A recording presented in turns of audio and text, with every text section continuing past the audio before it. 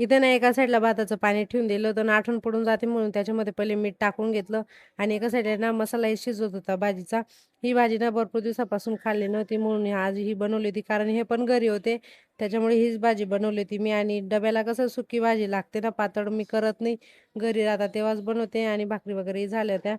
तर भाजी वगैरे शिजून झाली होती. बघू शकता तुम्ही अशी काही भाजी बनली होती आणि आमच्याकडे ना सगळ्यांना आवडते ही भाजी आणि माझ्या मुलीला जास्त आवडते मसाल्याची भाजी. भाजी वगैरे शिजून झाली आणि लगेच घेतले होते ताट करायला.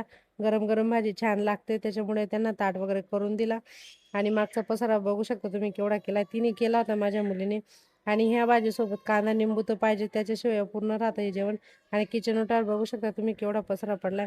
तो पसारा जसा तसा राहून दिला. पहिले पुढचा पसारा आवरून घेतला.